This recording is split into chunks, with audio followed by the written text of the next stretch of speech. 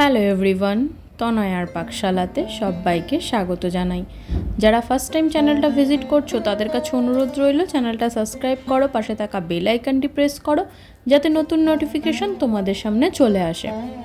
গরমকালে শেষ পাতে কিন্তু একটু টক ঝাল মিষ্টি এরকম কিছু পাওয়া গেলে বেশ ভালো লাগে, আর যদি সেটা হয় ফলের রাজা তাহলে তো কোনো কথাই নয়। তাই নয় কি বলো? আমরা তো ভীষণ পছন্দ করি, তোমরাও নিশ্চয়ই আমার সাথে একমত। তাই জন্য চট করে এরকম একটা রেসিপি খাওয়া যাক, আমের প্লাস্টিক চাটনির রেসিপি। এর জন্য দেখো এখানে নিয়েছি কাঁচা আম, যেটা আর কাঁচা নেই, অর্ধেক পাকা হয়েই গিয়েছে এত গরমে। তো যাই হোক, এইভাবে আমরা লম্বা লম্বা করে খোসা ছাড়িয়ে কেটে নিয়েছি। কড়াইতে মা দিল পর্যাপ্ত পরিমাণে জল, যার মধ্যে দিয়েছিল পরিমাণ মতো নুন, দিয়েছিল সামান্য একটু হলুদের গুঁড়ো, দিয়ে এটাকে খুব ভালো যখন উবাল আসবে তখন কিন্তু এর মধ্যে দিয়ে দিতে হবে সেই ধুয়ে কেটে রাখা আমগুলো। দিয়ে খুব ভালো করে কিন্তু আমাদের এটাকে সিদ্ধ করতে হবে, যাতে আমটা একদম প্রপারলি সিদ্ধ হয়ে যায়। নইলে চিনির শিরায় পড়লে কিন্তু আম শক্ত হয়ে যাবে। সেই জন্য এটা মাথায় রেখে দেখো ঢাকা চাপা দিয়ে মোটামুটি 15 মিনিট মতন রাখলেই আমাদের এই আম কিন্তু দেখো খুন্তি দিয়ে কেটে দেখিয়ে দিয়েছিল মা, খুব সুন্দর সিদ্ধ হয়ে গিয়েছে। এবার জল থেকে তুলে নিয়ে শুধু আমটাকে একটা পাত্রে আলাদা করে রাখলেই চলবে, জলটা কিন্তু আমাদের কোনো প্রয়োজন নেই, তাই সেই জলটাকে আমরা ফেলে দেবো।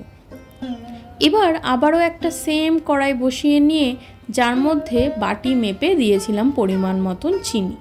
যেই বাটি মেপে পরিমাণ মতো চিনি দিয়েছিলাম সেই বাটি মেপেই দিলাম সামান্য 1 বাটি মেপে জল। খুব বেশি জল দেওয়ার এখানে কোনো প্রয়োজন নেই। দিয়েছিল হলুদের গুঁড়ো আর দিয়েছিল একটু লঙ্কার গুঁড়ো। এটা একটু ঝাল ঝাল মিষ্টি মিষ্টি হলে বেশ ভালো লাগে। দিয়েছিল কিছু কাজু কিশমিশ, যেটা শ্যুট করতে ভুলে গিয়েছিলাম, তার জন্য দুঃখিত। দিয়েছি 1 চামচ মৌরি।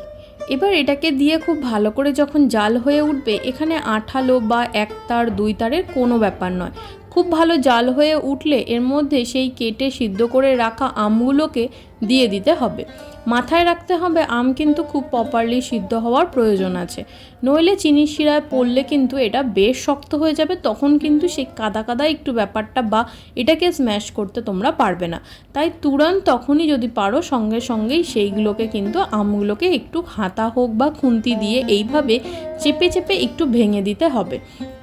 তোমরা চাইলে কিন্তু এই আমগুলোকে গ্রেট করেও দিতে পারো, তাতেও কিন্তু বেশ ভালো হয়, একটা মাখো মাখো ব্যাপার হবে। দেখো এবার এইভাবে সেম প্রসেসে মা এইভাবে ঘেটে দিয়েছিল।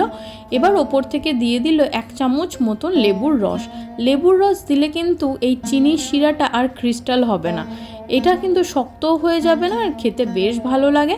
দেখো অনেকটা থকথকে হয়ে গিয়েছে, এই অবস্থাতে রেখে এটাকে নামিয়ে নিতে হবে। খেতে কিন্তু ভীষণ ভালো হয়, এবং শেষ পাতে এইরকম চাটনি পেলে আর কি লাগে।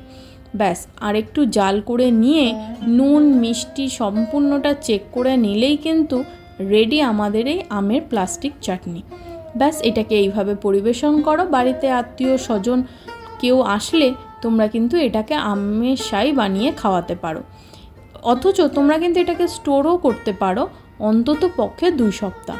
যেহেতু লেবুর রস দেওয়া আছে সেহেতু এটা কিন্তু নষ্ট হয়ে যাওয়ার কোনো চান্স নেই, তাই জন্য অল্প অল্প নাও আর এনজয় করো আমের প্লাস্টিক চাটনি।